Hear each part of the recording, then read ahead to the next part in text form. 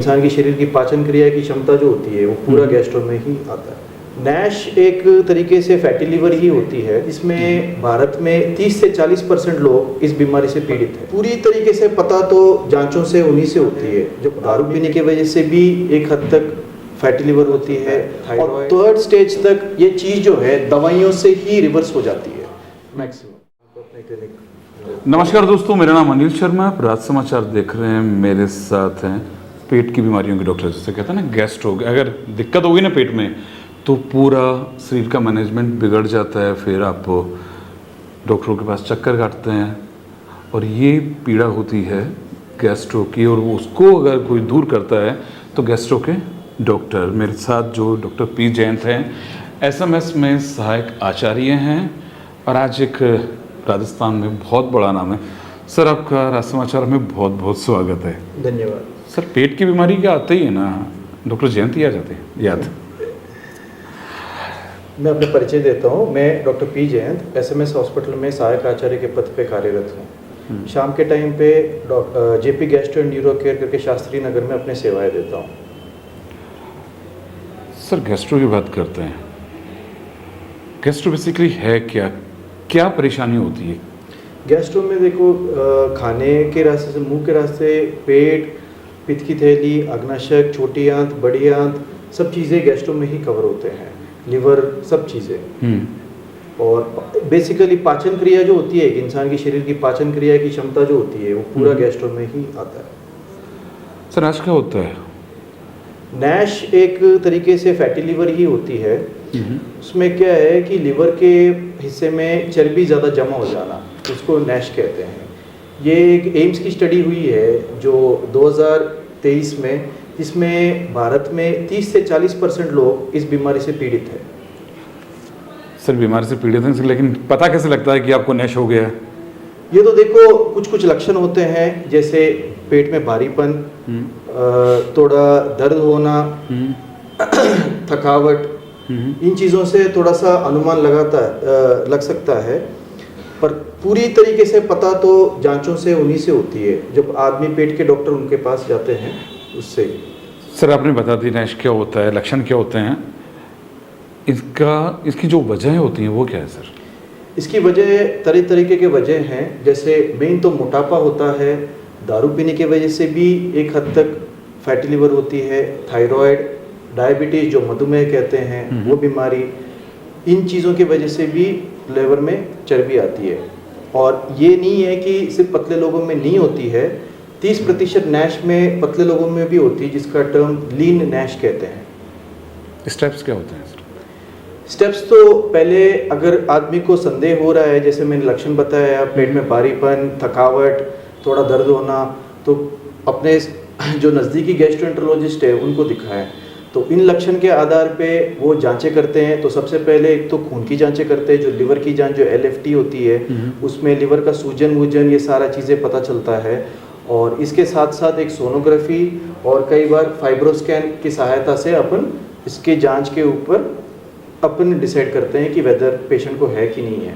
और लास्ट में कई पेशेंटों को इसके बावजूद भी पता नहीं चलता है, तो एक लिवर का टुकड़ा भी लेते हैं, जो लिवर बायोप्सी कहते हैं, उससे इसका डायग्नोसिस होता है।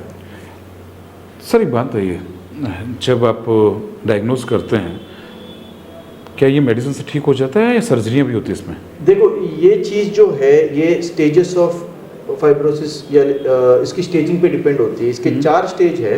जो शुरुआत में फैटी लिवर है, जो हिंदुस्तान में 90% लोगों को होती है। सेकंड स्टेज में सूजन आता है, जो खून की जांचों में या अलग अलग जांचों में पता चल जाता है। थर्ड स्टेज जो होता है फाइब्रोसिस होती है, जो अपन को फाइब्रोस्कैन ऐसे चीज़ों से पता चलता है। और थर्ड स्टेज तक ये चीज़ जो है दवाइयों से ही रिवर्स हो जाती है मैक्सिमम। उसके बाद जो चीज़ है, जैसे 30% लोग जो है फाइब्रोसिस से फिर आगे जाके सिरोसिस जो कहते हैं, सिरोसिस में लिवर सिकुड़ जाता है, और मैक्सिमम केसेस में ये ठीक होता नहीं है। फिर इसका जो परमानेंट इलाज है, सिरोसिस एक बार हो जाए तो लिवर ट्रांसप्लांटेशन ही है। और बाकी फाइब्रोसिस तक लोगों का इलाज बिल्कुल दवाई से हो जाती है। सर, जब लीवर की बात करते हैं, मान लीजिए किसी का हमको लेना है, सर लोगों को उस चीज़ का प्रोसेस नहीं मालूम। कई बार क्या होता है कि कोई आता है, चलिए मैं दे देता हूँ, मैं ये कर देता हूँ, मैं ये कर देता हूँ। सर, इसमें आदमी बहुत परेशान होता है।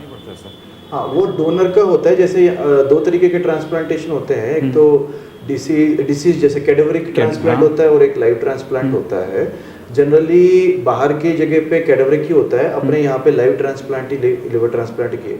वो एक अलग सर जब लीवर की आपने बात की कि लीवर ट्रांसप्लांट होता है, मान लीजिए किसी का इलाज हो गया सर, तो आदमी इसमें खाए क्या सर? इसका उपचार तो होगा ही होगा कि आप मेडिसिन से उपचार करेंगे और बाद में या सर्जरी होगी? इसमें नैश का मेन उपचार ये होता है, सबसे पेन तो वेट लॉस होता है। जो आदमी 10% वेट लॉस 6 महीने में ऐसे टारगेट्स होते हैं जो उसको अचीव करना होता है। दूसरा क्या है, वेट लॉस के साथ साथ जो बीमारियां हैं जैसे डायबिटीज हो गया या थायराइड हो गया, वो अंडरलाइंग कंडीशन को बिल्कुल कंट्रोल में रखना है। जैसे अगर शुगर कंट्रोल नहीं होगा और आपने वेट लॉस भी कर दिया तो लिवर में सूजन रहेगी ही रहेगी।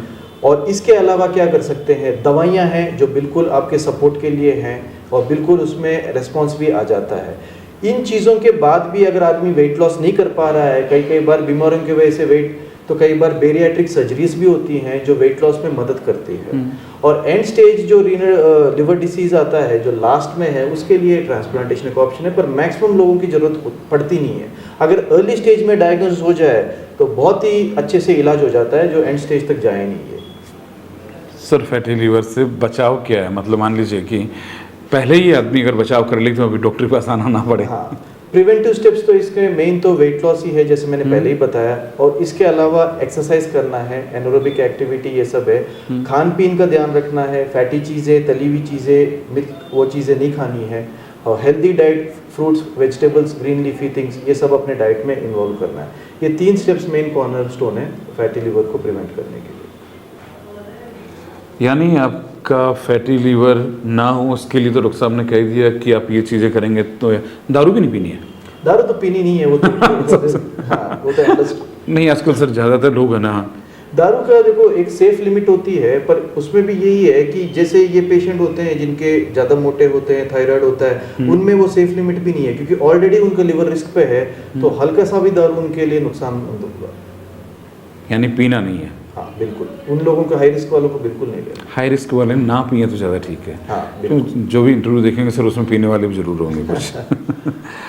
तो आपने सुना कि डॉक्टर साहब ने बताया कि फैटी लीवर अगर हो जाए तो क्या क्या प्रॉब्लम्स होती है, अगर ज़्यादा ही हो जाए तो लीवर ट्रांसप्लांट भी करना पड़ता है। सर ये तो काफ़ी एक्सपेंसिव होता होगा? देखो, लिवर ट्रांसप्लांटेशन का खर्चा 30 से 35 लाख तक लगता है, पर जनरली यही मैं आपको यही बता रहा हूँ, 100 में से अगर ढंग से अपने डॉक्टर को टाइम पे कंसल्ट किया है तो 5% 10% ही लिवर ट्रांसप्लांट तक जाते हैं। जनरली दवाइयों से काफ़ी अच्छी रहे, पर यह है कि मरीज़ किस टाइम पे हमारे पास आए, ये बहुत ज़रूरी है।